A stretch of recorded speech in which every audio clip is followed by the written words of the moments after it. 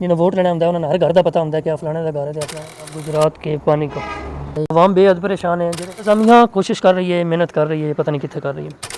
Ladies and gentleman, कैसे हैं आप सब? उम्मीद करता हूँ सब खैरियत से होंगे।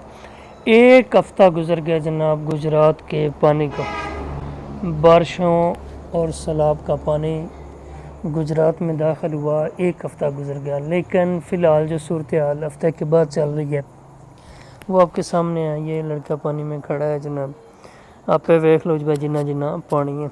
लेकिन एक चीज़ है कि जड़ियाँ कुछ मेन शाहराह ने वो इन्ना कुछ हो गया वो मोटरसाइकिल लंघ जाता है। बाकी जड़ियाँ गलियाँ शलियाँ ने उन्होंने अगे मुंडा खलोता है इसी तुहाडे सामने जिन्ना जिन्ना पानी है तुहानू अपन पता। इंतज़ामिया कोशिश कर रही है, मेहनत कर रही है, पता नहीं कितने कर रही है, ये नहीं समझ आ रही है।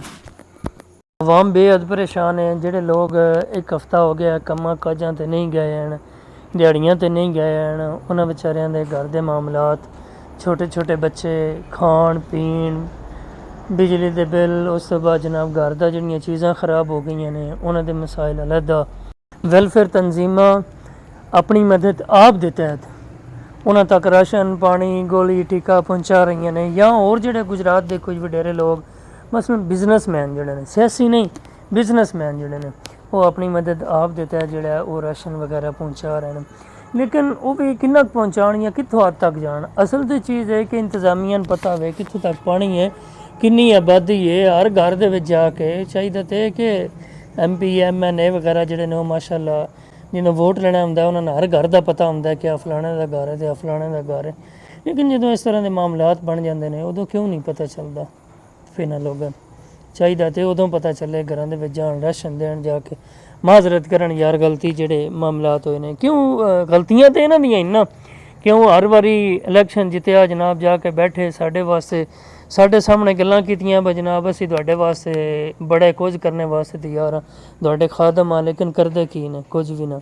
कविए तो इन्हां दी तौहीन ना हो जाए, इन्ना ही कवांगे कि मेहरबानी फरमाओ साढ़े हाल ते रहम करो।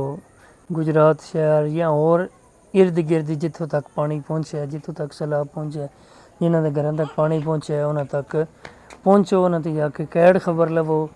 तो मेहरबानी तुहाडी, इजाज़त दो इंशाअल्लाह फिर नवें व्लॉग नाल मिलांगे। अल्लाह हाफिज़, अल्लाह निगहबान। वीडियो लाइक शेयर ते कमेंट करो ते नाले चैनल नूं सबसक्राइब ज़रूर करो।